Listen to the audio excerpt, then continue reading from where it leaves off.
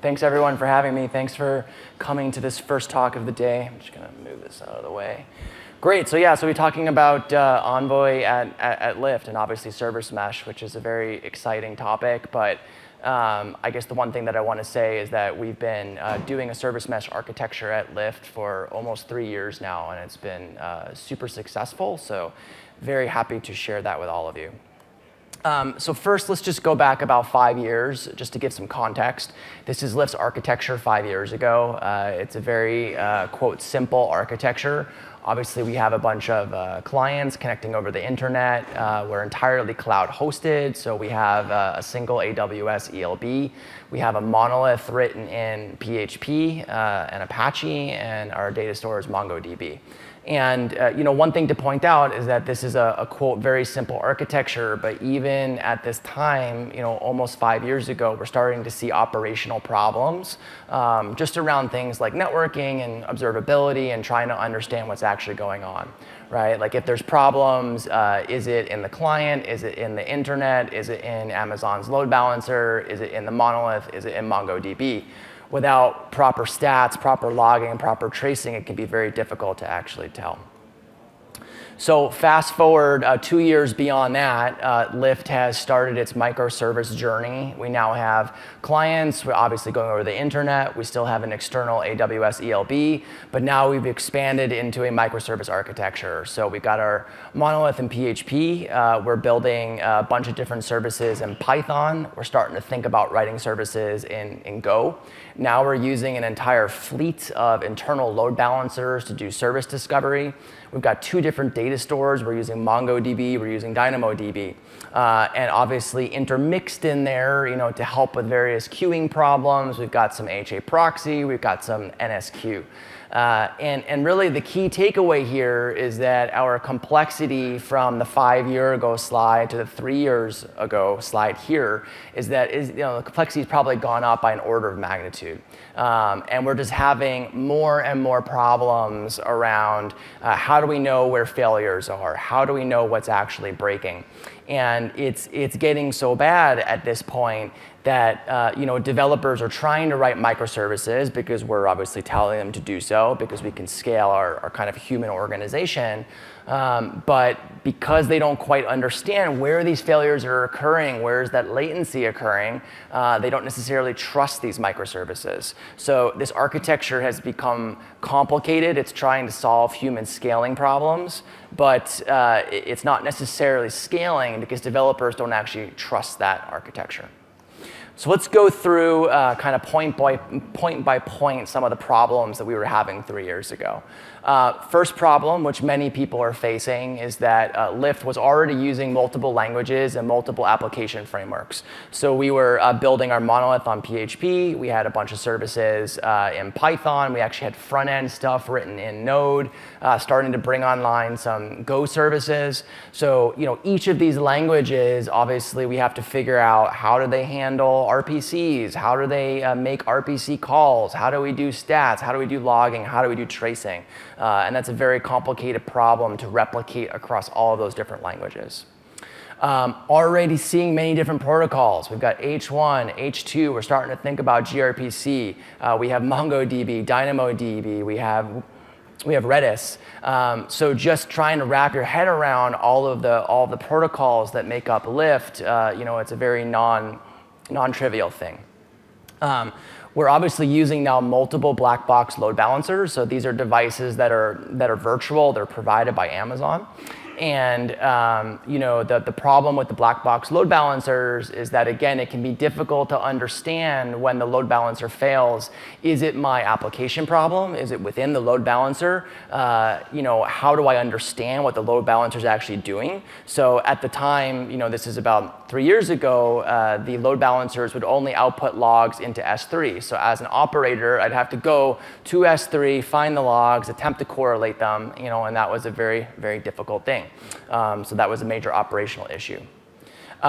Really, the big one, and this will be a theme of my talk, is a lack of consistent observability. And what you'll find when you're operating these microservice architectures is that fundamentally your problems are very often going to come down to networking and observability. And that's because the networking fails, and if you can't understand where it's failing, it's very difficult to do anything about it.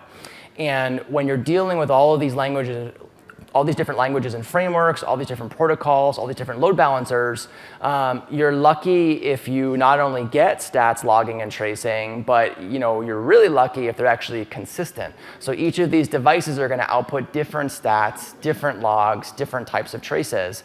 And from an operational standpoint, trying to stitch all of that together, very difficult. Even worse, we're told as distributed system developers that we need to do all of these best practices around things like retries, circuit breaking, rate limiting, timeouts. But again, because of the different languages, different frameworks, different types of code, what you'll find in most organizations is that people either they have partial implementations or they have no implementations, or if they have implementations, they're not consistent. So again, it's all about cognitive load, trying to sit there and understand, what these applications are doing. If one of them is doing exponential back off when it's retrying and one of them is not, that can be a very complicated problem. Most organizations, including Lyft, we were doing authentication at the edge, but basically no authorization for service-to-service calls, and that obviously works for a smaller org, but as you're trying to build your microservice architecture, doing these things can lead to a more robust platform, so that was a problem. And I already talked about this, but really, again, it's all about these per language and per framework libraries. So if I have to support 5 different languages, if I want to have consistent observability, retry circuit breaking, I have to re-implement it in all of these different libraries. And that is, for a smaller organization, it is almost impossible. So really, what this comes down to is that it is just extremely difficult to debug, and that's what I was showing in that last slide. So developers have an architecture. They're being told to write microservices. Things are breaking. They don't necessarily understand where is that latency coming from, where are those failures coming from. And that leads to a lack of trust. And what I like to say is that as people are rolling out their microservice architectures, if your developers do not trust your microservice substrate, they will not use it. So what we found at Lyft about 3 years ago is that we were trying to roll out microservices, and then developers didn't trust the microservice platform because of all of these problems, and they would go back and they would write their features back in the monolith. So we were in the worst of all possible worlds. We had a microservice rollout that people didn't trust. People were still writing their features back in that monolith. So that was a bad situation. So it was a really big and confusing mess. And we were trying to figure out what do we do about this. So that brings us to Envoy. So Envoy, kind of our project plug, is the network should be transparent to applications. When network and application problems do occur, it should be easy to figure out the source of the problem. I like to say that every minute that application developers are not writing business logic is time wasted. If you're a product manager and you figure out that your developers are spending 60% of their time working on deployment or networking or looking at graphs, that's time that they're not spending writing application code or app code that can actually make your company money. And that is a big problem. So we would like to abstract as much as possible, and then when it can't be abstracted because things fail, we like to help people figure out what the source of the failure is so that we can actually fix it. So service mesh is obviously a super big buzzword right now, so I'm sure you've all heard of it. But just to give a super quick refresher, the idea behind the service mesh is that we have different clusters of applications. In here, we have service A, B, C, and D. We co-locate a sidecar proxy next to every service instance, so that's something running on localhost. And when service B wants to talk to service C, instead of figuring out how to talk to service C directly, it talks to its sidecar proxy. The sidecar proxy will do things like service discovery, load balancing, rate limiting, circuit breaking, retry. It'll send that request over to the other sidecar proxy on service C. That way they can link up traces and logs and stats. The sidecar proxy on C will deliver that request to service C, and then it'll go all the way back. And the idea is that both service B and service C, they're only aware of the sidecar proxy that's running on localhost. So the network has been fully abstracted for them, and the entire networking topology and all of the complexity around things, again, like service discovery and retry and load balancing, those have all been hidden from the application developer, which is a very powerful paradigm. So let's talk about Envoy specifically. So as I was just kind of speaking of, Envoy is an out-of-process architecture. So there's two general ways that developers solve this problem. One of them is a library-based approach, so that's like Hystrix, and one of them is an out-of-process approach. If you're using something like Java, a library like Hystrix is super powerful, and it's an absolutely great solution. The problem is that if your architecture is 5 or 6 or 7 different languages, you can't use Hystrix. It doesn't actually work. So the idea behind the out-of-process architecture is I can build a self-contained server, a self-contained proxy. It can run alongside any application language. It doesn't matter whether it's Java or Haskell or something else. And I can build a bunch of this complicated functionality that we should do once. I can build it in one place. So I can build it in that sidecar proxy, and then my application doesn't have to have implementations of things like service discovery and circuit breaking and rate limiting. Because we're building this code in one place, we obviously want it to be very high performance and very low latency, so we focus a lot on that. At its core, Envoy is an L3, L4 filter architecture. What that means is that at its core, Envoy is actually a TCP proxy, which means that it can be used for both raw TCP traffic, so just bytes in, bytes out. It can be used for MongoDB. It can be used for Redis. It can be used for HTTP. So it's a very general architecture. Of course, a large portion of the internet is based on REST, so we have focused a lot on that layer. So we have a layer 7 protocol layer, which operates on things like headers, body, trailers. Envoy was written to be an H2 proxy first. This is actually very important, just because the industry is moving towards gRPC and H2. And at the time that Envoy came out, it was actually fairly rare for a proxy to be able to handle both H1 and H2 traffic on both sides. So that means H1 front end to H2 back end, or H2 back end to H1 front end. Obviously, Envoy performs a whole bunch of service discovery. We do active and passive health checking. So active health checking is the idea of sending a /health check ping to a backend every, say, 30 seconds and kind of seeing if that backend is up. Passive health checking is actually monitoring the traffic as it's happening. So what Envoy can do is, let's say a particular backend returns 3 500s in a row. Envoy can say, okay, this backend is probably bad. I'm going to boot that backend for 30 seconds, hope that it gets better, or if it's not, maybe active health checking will then kick in. We do a whole lot of load balancing, so that's various different load balancing algorithms. We do shadowing, we do retry. And again, you'll hear me talk about it more, but observability. I believe Envoy has best-in-class observability. That's around stats, logging, as well as tracing. We have a huge amount of authentication authorization primitives, and that's actually a huge focus of the larger community right now. And this, I think, is one of the most complicated things to get right. So kind of centralizing this logic in one place is very good.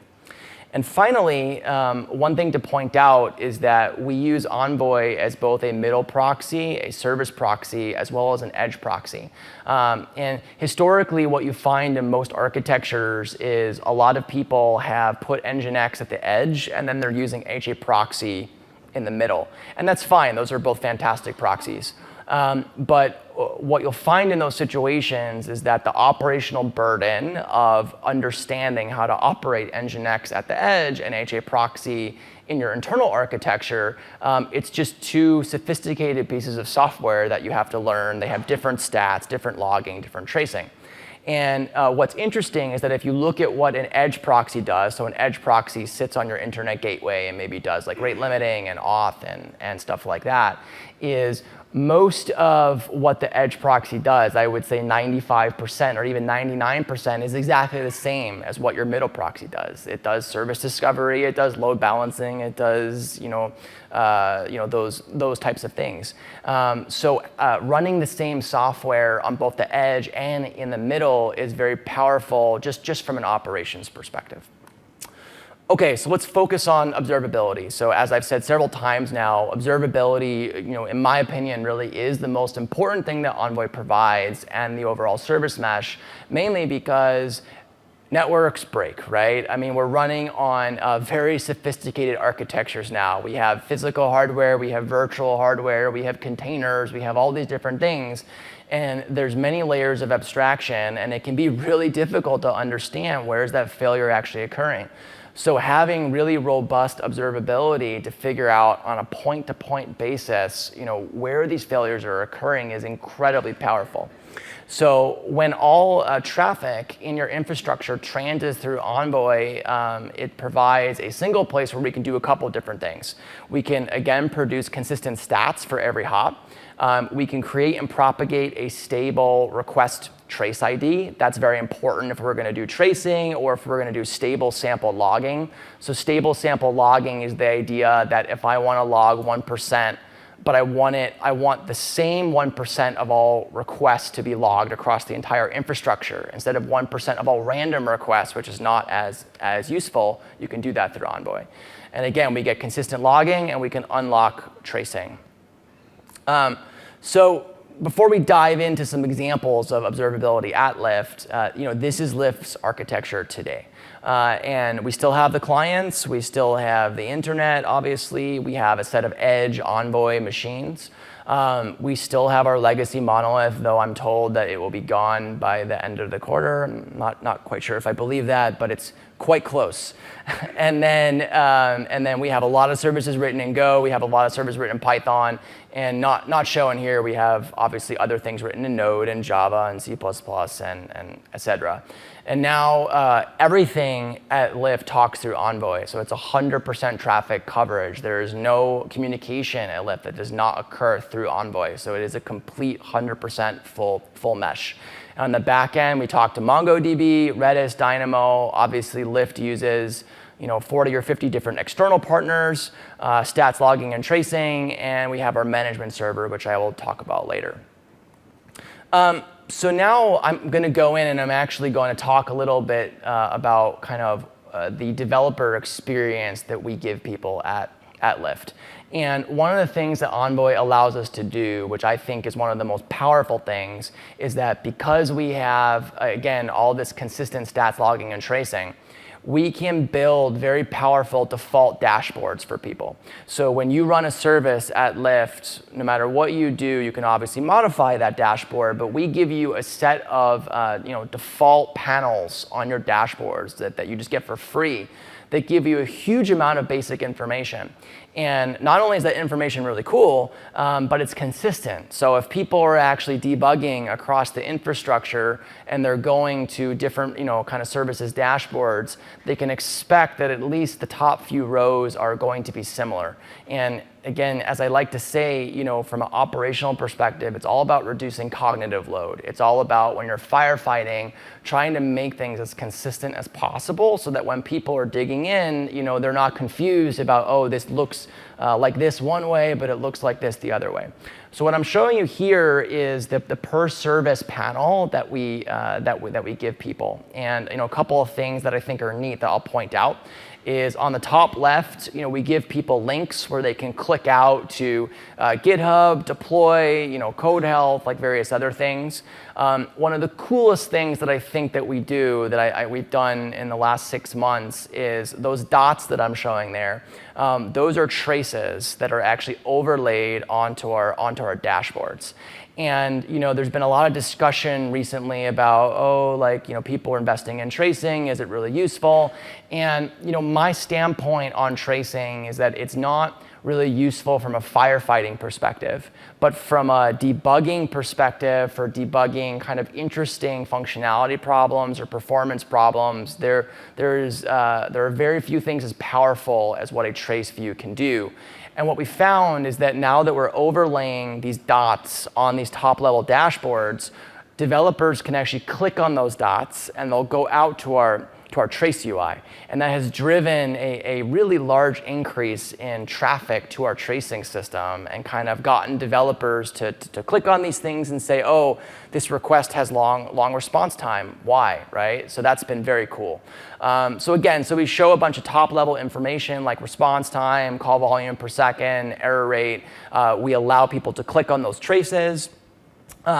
We also do per caller ingress data. So again, because all calls happen through Envoy, we have very good information on who is calling each service. So in the bottom left there, we have requests per second broken down on a per caller basis. So if I am the user service and I have service A, B, and C calling me, I can see how many requests per second are coming from each of those services. What is the error rate per second? What is the total errors per second? So that is a very powerful view. So this is the trace view. So with Envoy, we, again, were able to obtain 100% trace coverage. And I think a lot of times when people give up on tracing, it's because they don't have 100% coverage. And if you don't have 100% coverage when you're tracing and the traces have gaps in them, it's not very useful, and people kind of give up. But that service mesh allows you to actually dig in, and because we have all of that traffic transiting, it can just flip the switch and boom, we have 100%. So here's a sample view of a request coming in from our iOS app. It's coming in from our Edge Envoy. Obviously, we're doing a bunch of rate limiting and auth and onward.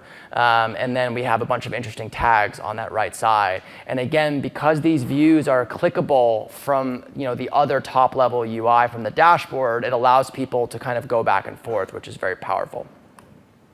From a logging standpoint, we are using Kibana as well as Elasticsearch. And what I've highlighted here is a stable request ID. So this request ID is generated via Envoy. It's a stable ID that's propagated around Lyft's system. And that stable ID is used, again, in all of our logs, all of our traces.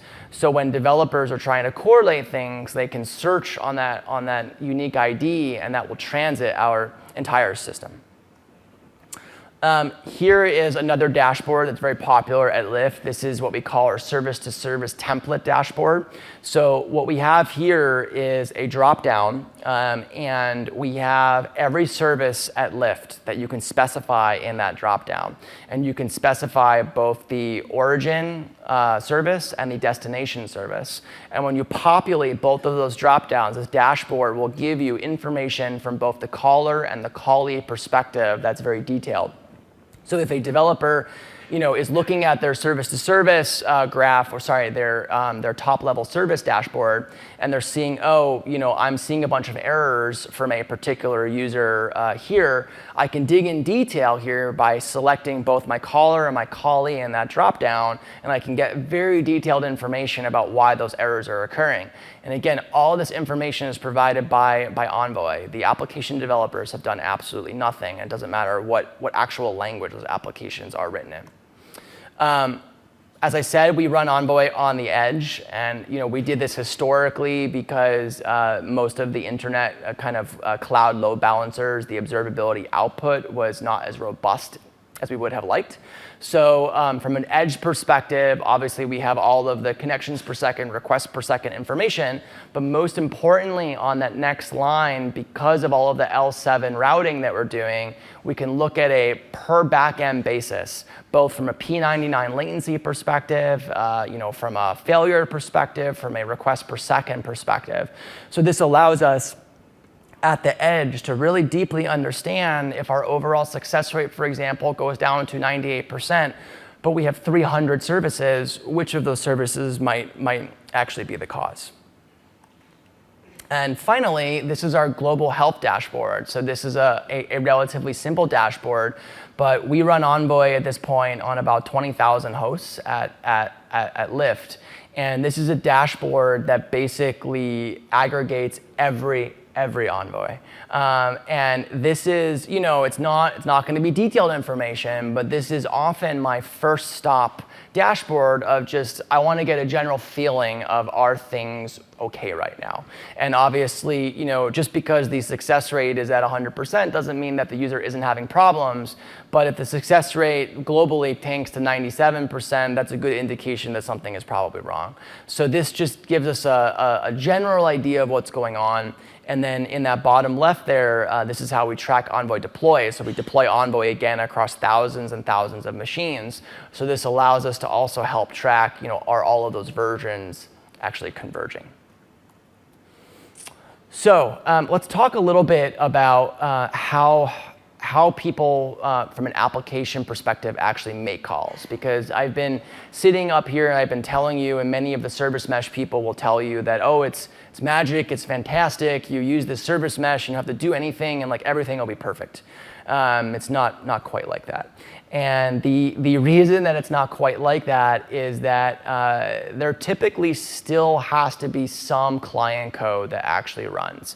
And the most important reason for that is actually context propagation. So context propagation is the idea that when I get a particular request, if it has a request ID or if it has a trace context in it, I have to send that trace context to all of my egress requests, right? And if I don't do that, I'm going to get these traces that don't actually link up. So from a thin client perspective, at minimum in each language, you're likely going to have some thin wrapper that takes your incoming context and propagates it out to egress calls. Now, at Lyft, what we've done is because we have to have this thin client anyway, which is a couple hundred lines, we've made it into a nice little wrapper. So this is an example I'm showing you here of a Python client, which we call Envoy client. And this is what it looks like to a user at Lyft who's writing a Python service, and they're calling a service called Switchboard. And instead of understanding what port Envoy is running on or how to set different settings, we basically just allow them to instantiate a client, Envoy client, say what service they would like to call. They can specify different headers, or they can specify a particular message. Then they post that request. And then under the covers, that's going to call Envoy on the right port. Envoy is going to do all of the retrying, circuit breaking, load balancing, service discovery. And then that response is actually going to come back. And again, this client is order, hundreds of lines of code. So it's not like you're going to have extremely complicated clients in every different language. But I just wanted to point out that because of this context propagation problem, it's not like you can just install the service mesh and have it just magically work. There's still going to be client work to do, though it's orders of magnitude smaller than what you would have done if you had written, basically written all of that code in every different language. And we have, different thin clients for Go, PHP, Node, et cetera. So let's talk a little bit about Envoy configuration. And I think Envoy has become very popular for a couple of different reasons. But I think one of the most important reasons that Envoy has become very popular is that it was really built from the ground up for a cloud-native configuration. And by that, I mean we don't assume that a config file has to be put on every host where Envoy is running and kept up to date.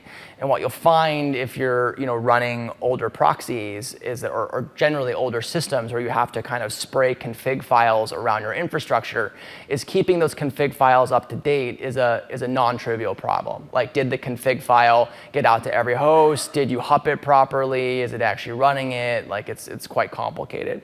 So what we have with Envoy is from the start, Envoy has a set of different APIs, which we call the XDS APIs, and these are discovery or config service APIs. We have lots of different APIs at this point, but some examples of different APIs are LDS for the listener discovery service, CDS for the cluster discovery service. And the idea here is that when Envoy boots up, it can understand where a management server is located. It can ask the management server, hey, I'm Envoy X, I'm running on this host or in this availability zone. Give me my own configuration.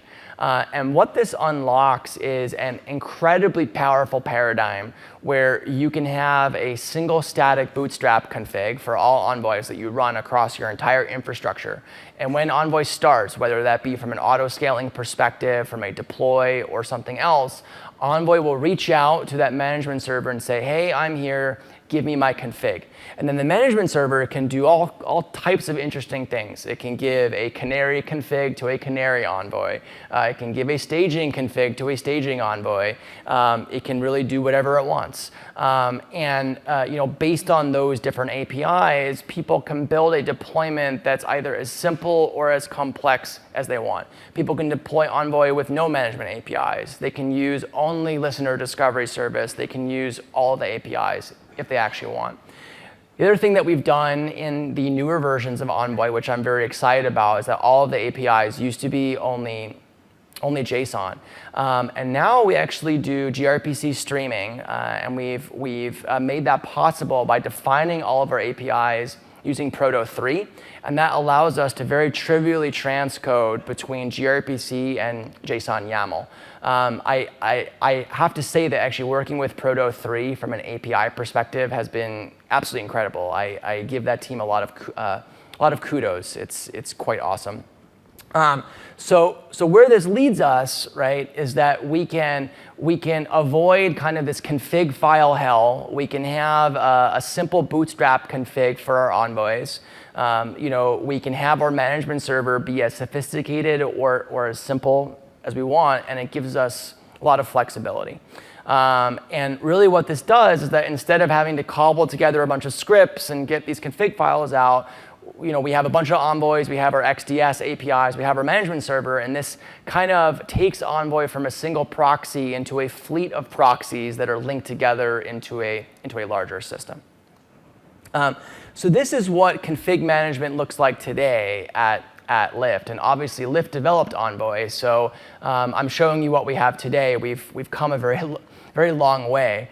But the way that it works today is every service at Lyft, so on that bottom right side, we have a service manifest that's actually deployed alongside every service. So that manifest is not just about networking. Obviously, it's going to be what tests run in CI, like what do the deploy pipelines look like, security stuff. But the idea is that in that service manifest, we have application developers specify certain networking things around, hey, I talk to these services, or I would like these circuit breaking overrides, or I would like these authorization primitives. So when a service deploys, we take that manifest, we compile it, we drop it up in S3. Then we have another static configuration repo, which application developers can also make changes in to overall route config. And that also gets deployed. And all of those different manifest files get merged into S3. And then we have our management system. So it's called Envoy Manager. It speaks these XDS APIs. And Envoy Manager basically collates all of that information from S3. It does various logic around, is it the staging config? Is it the canary config? Is it the prod config? And then all of the envoys, when they actually boot up, they start talking LDS, RDS, and because Lyft has had Envoy running for a very long time, we have this split architecture now where we still use the legacy REST v1 service discovery APIs that goes to our legacy service. But you can see that the system is very flexible, and over time, what we're likely going to do is we're going to deprecate that legacy service, and everything will likely happen via this Envoy management system. But again, really the key takeaway here, just from a kind of short talk perspective, is that we've really decoupled config generation from, we've got this config delivery system, and then we have the envoys that have a very simple bootstrap config. And that allows us to be much more agile from a dev perspective because we can iterate on the config system without having to figure out how to spray out that config to over 10,000 hosts. So looping back to Lyft's Envoy deployment, as I was saying before, we have hundreds of services now that are running Envoy. Depending on time of day, we're running 10, 20,000 plus hosts. The entire mesh for all the RPC and edge calls with Envoy does between 5 and 10 million requests per second.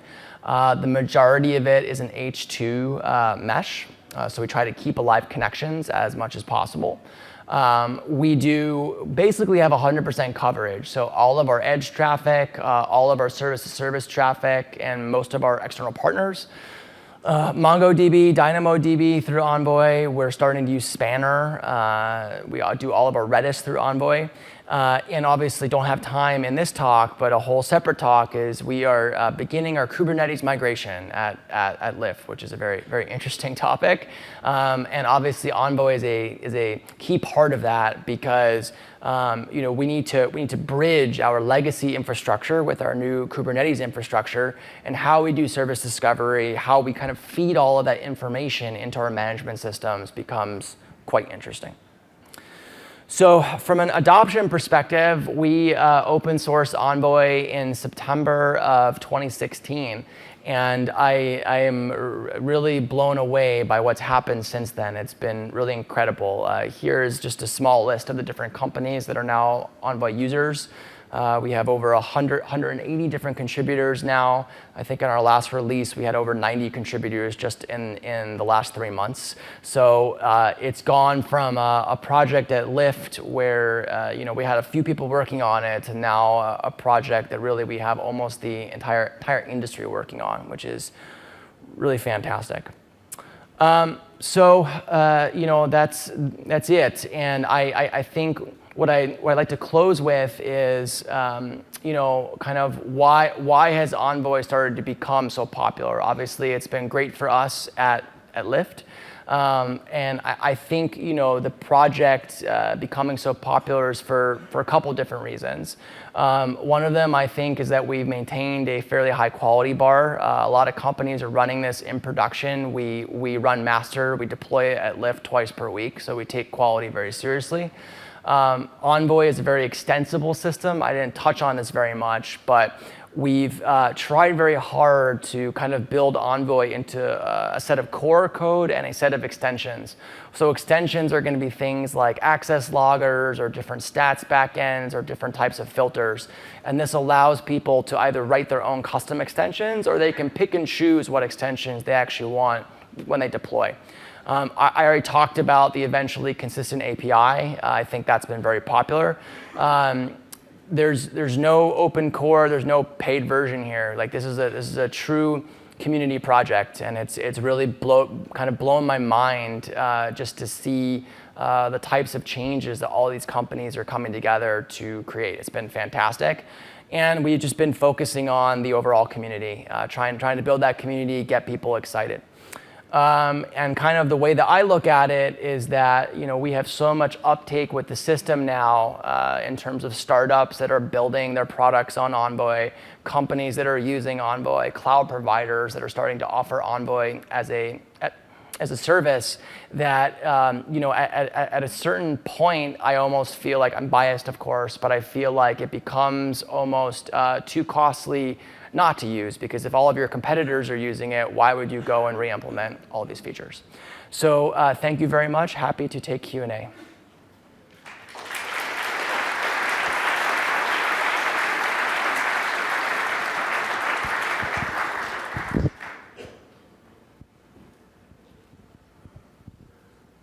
If your environment where Java is a primary language, how do you compare this with Netflix open source package Zool History, as you mentioned about? What's the pro and con of using this versus Zool package?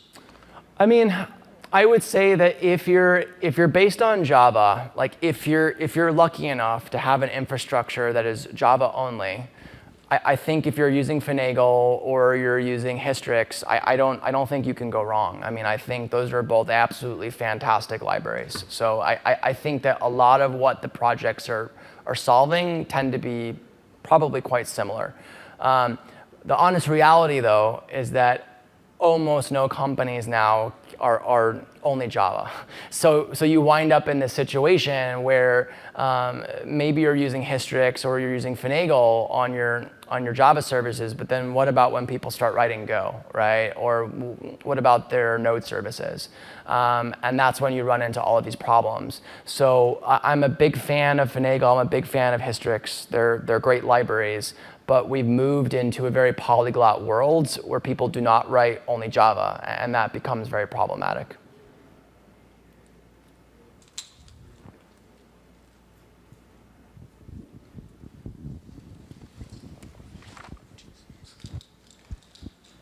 Hi.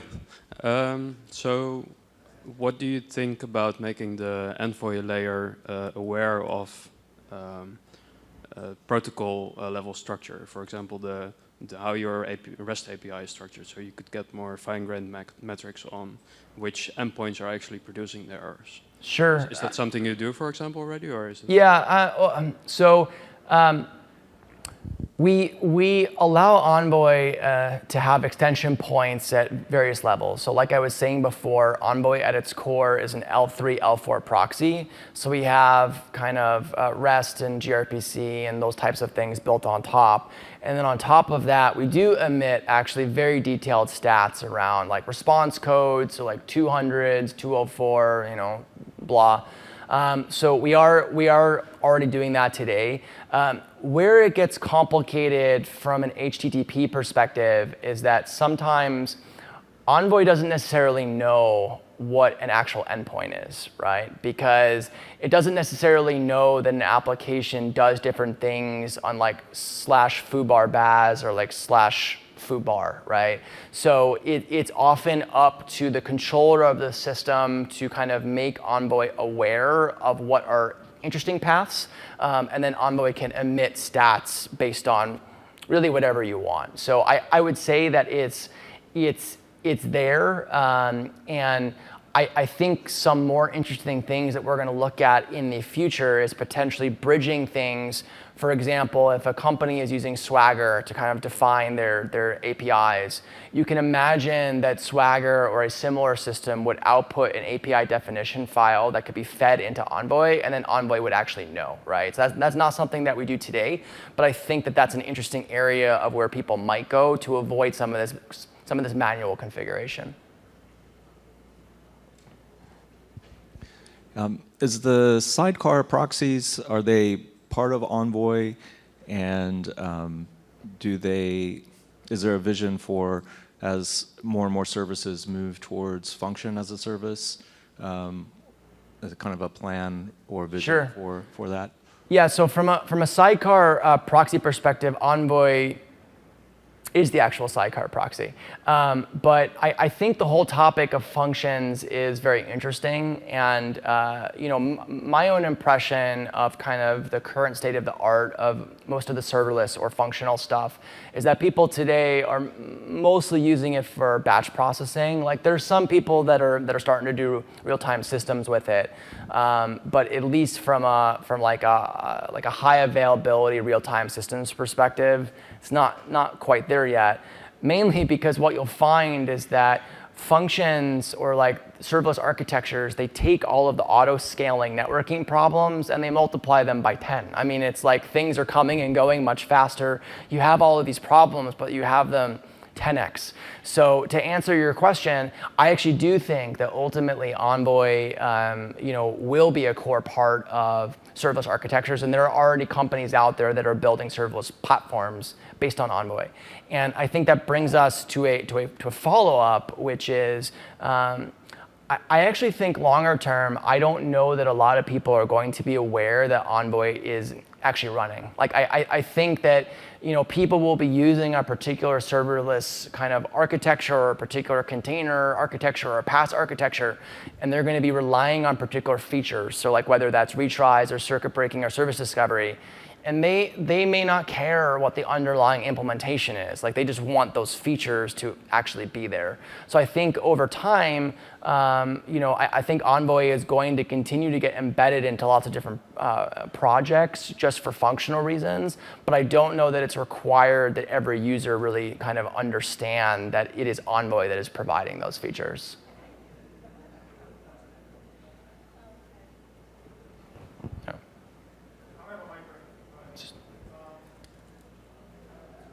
Oh, sure.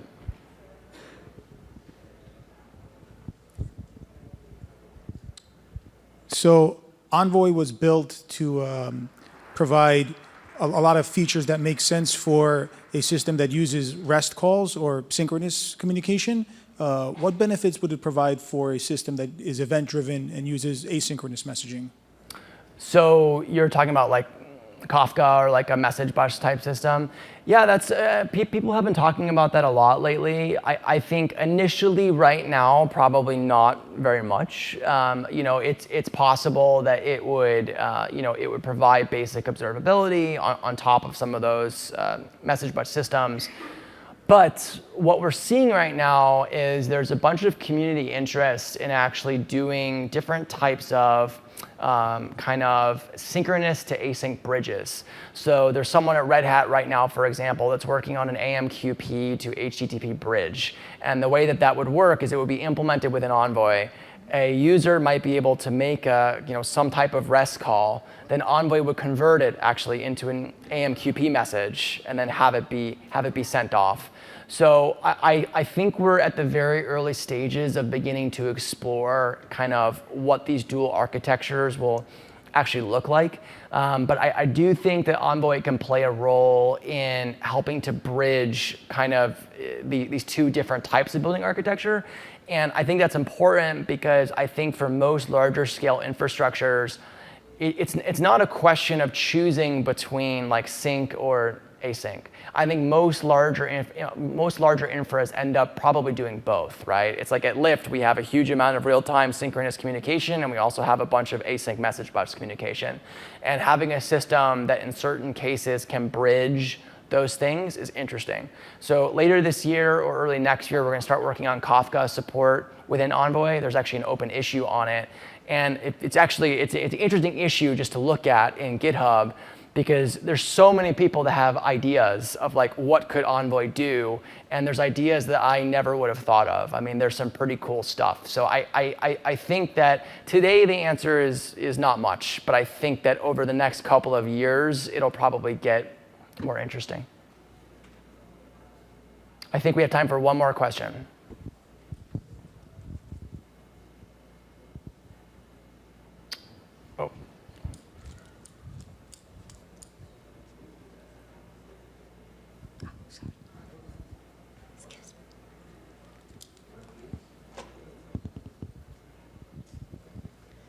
Hi. So presumably you had an existing RPC mechanism in place when you started all this with your monolith.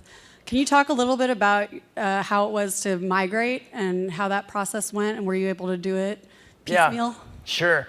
That is a great question and a very complicated topic. I'm going to do my best to answer it in about 60 seconds. I've given entire talks on this topic, so I would search for those because there's a lot more information. What I would say is, I think that when we were first starting to roll out Envoy, we did it obviously first at the edge, then we did a couple of our larger services, and there was a bunch of value there. Like people were really into all the stats and the logging, and we solved some perf problems, and like it was pretty popular. And I had thought, honestly, and this is going back about 2 years, I thought that we were going to have to kind of have much more of a management stick approach to kind of get people to actually migrate. And I was very surprised, but it was mostly a carrot-based approach. Like we basically went to all the service developers and said, look, like if you follow these instructions to do this migration, which involves just basically changing the port and like doing a few other things, you get all this stuff. And I would say 90% of people just migrated. I mean, like it was pretty awesome actually. But it took months. I mean, like we had a spreadsheet, we would burn it down, like try to ping people on like have you done your upgrade yet? Finally, our team went in and kind of did the last few stragglers. So it's a non-trivial human problem in terms of how you do the upgrade. There's other types of solutions like what Istio is doing around using IP tables, but that's a very very interesting topic which I can talk about more after. But I'm being told to cut it off. All right, thank you. Yeah.